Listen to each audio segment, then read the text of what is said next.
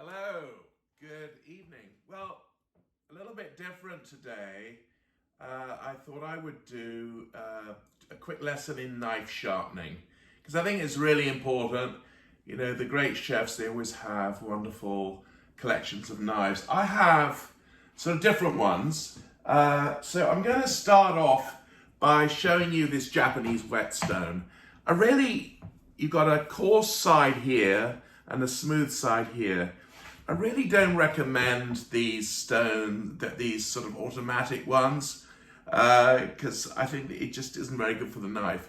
So the first thing to do is to have a bit of water here and then just put in the stone just for a few minutes. And I think I'm going to select a number of knives to do, but let me take my Sabatier knife. I was given this for a wedding present over 30 years ago. And here it is, it's still going strong. It's a Sabatier, came from Harrods. It's a good knife. I use it, it's long, durable, and I use it generally for carving, sort of thin slices. Anyway, so this is now ready. So I'm going to first of all start with the rough side.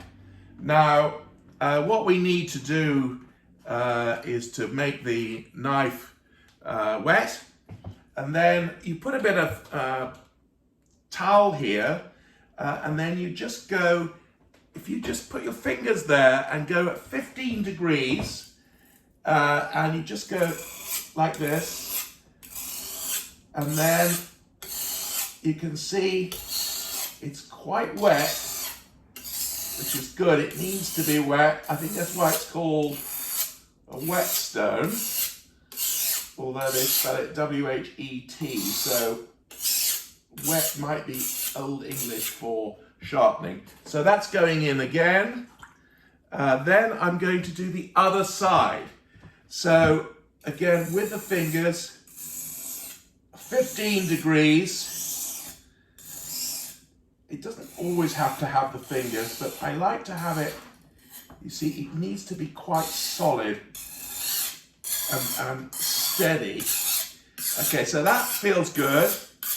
So then again, I just make the towel, the knife wet, put this in again. Now I go around the other side. So now, again with this 15 degrees, pushing it against the smoother stone. After a while, you will find that this smoother stone develops a bit of an indentation from the sharpening. But this is going quite well. Just have it like this, and then just make it wet again, and then I think I'm just going to make the stone wet again. Must try and keep it wet all the time. Then again the other side. Try and use a tea towel that is not too too pristine. Nothing too deliciously Portuguese, for example. Now this looks pretty good. I would say that's about ready now. You see, it didn't really need that long, even though it's a long knife. So, going to do that, and that is really pretty much ready. I think I'm going to just do to show you a small knife. Now this is, I love this knife.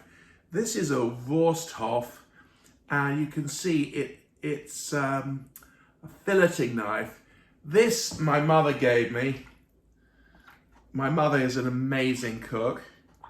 Just to give you a quick example about how amazing she is, as she has the unfortunate affliction of being celiac, she wanted to have something other than gluten-free flour. So she realized that if you scooped out the white substance in the middle of broccoli, that would serve very well. So she did that, and it works like a dream. I mean, that's a real chef, I think. I'm very impressed with her on that. And she, you know, unlike me, she'll make wonderful things out of nothing. But her knives are terrible. I'm always trying to give her better knives. Remember, if you give somebody a knife, make sure they give you a small coin in return so you're not fighting. That's very important. So this knife really needs to be very sharp. I like to lift it from when I'm filleting fish especially. You really want to be able to remove it from the bones nicely. So now I'm going the other side. Again, I'm always very confused by Japanese knives that are one-sided and I never quite know which side is what, but this is a great knife. So just finishing that off now, and going to go on the smooth side, and then I think this will be it for the demonstration today. I hope you've enjoyed it, but I really find it useful at any rate. I really think it's a good idea to keep all your knives as sharp as possible, because, you know, it's less wasteful on the food. You can just cut exactly where you want to go. There you have it. Key thing though, the Japanese whetstone. Really, really recommend that. And thank you for joining.